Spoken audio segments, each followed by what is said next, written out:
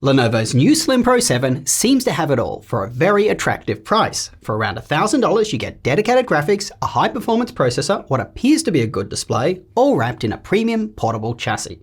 It's kind of in a league of its own in the price range. So we got one in, and we reviewed it, and we didn't like it at all. And you guys went absolutely nuts.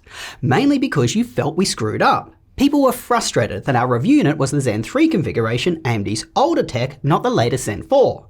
Plus, you felt we compared it to the wrong laptops, because at the time we made the video, it was being sold for around $1,400 US. But, of course, the moment we published that video, Lenovo put this laptop on a massive sale, which appeared to make our conclusions irrelevant and unfair. Well, we love you guys. So we went out and bought the Zen 4 version, we reran all our tests, and now, since we've used it a lot more and are aware that it frequently drops below $1,000, we're going to tell you whether we got it wrong. Now, the main differences between these two laptops is the CPU. The Zen 3 with a 7735HS and the Zen 4 sporting a 7840HS. Both have the same 8 cores and 16 threads. However, the 7840HS uses the newer Zen 4 cores and runs at higher clock speeds.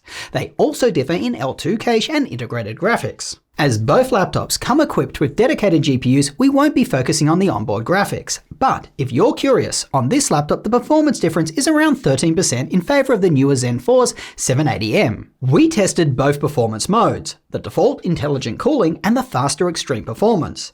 Starting with Geekbench, you can see that the Zen 4 is around 20% more performant in common tasks, and when you move over to Cinebench, which tests intense CPU loads, the Zen 4 with its 7840HS jumps to a lead of around 23%. Finally, when testing sustained performance in Cinebench over a 10-minute torture test, both CPUs lose about 5% performance over time.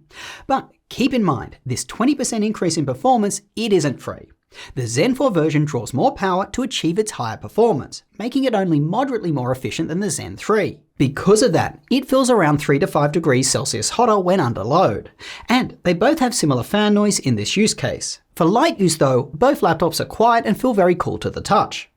And since this processor's efficiency is not noticeably different between the two, no surprises that performance on battery is similar. When it comes to graphics, the Zen 4 model's RTX 3050, according to Nvidia's control panel, has a maximum wattage of 58.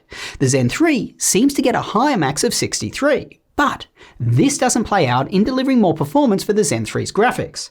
We actually see similar graphics scores in TimeSpy. But because of the faster Zen 4 processor, that model's overall TimeSpy score is a little faster by about 4 to 5%.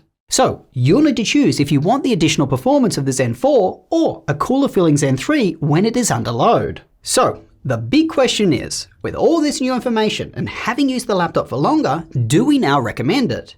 Well, we still don't love it. It's not a bad laptop, it just has some gotchas you need to be aware of. Its keyboard feels mushy, a little low travel, and it isn't the most comfortable to type on. Its screen looks dim, even if its measurements don't seem as such. Its dedicated graphics are not powerful, and its display just doesn't have the color accuracy to warrant the Pro moniker. Plus, I just don't like the placement of the power button on the side of the laptop. I always mishit it when I'm trying to plug things in on the opposite side. If you're fine with these cons, and you can find this laptop for around $1,000 or less, it is a good buy. But for many people, you may want to consider a MacBook Air with M2 or a ZenBook 14.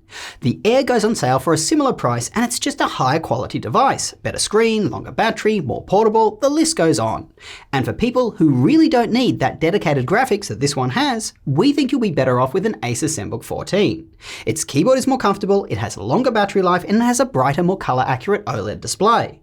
However, on that laptop, you may have to replace its Wi-Fi card as it can be a bit spotty. If this laptop isn't on sale though, and it's priced at its MSRP of around $1,400, then don't buy it.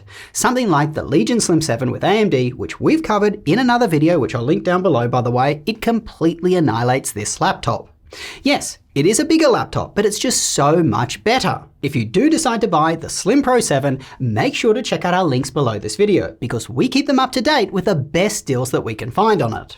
And make sure to give us a like, subscribe, and share the channel with your friends. The more this channel grows, the more content that we can create for you. Plus, as I always say, it makes my dearest mother very proud. Till next time, go do something awesome with your day, and I will catch you later.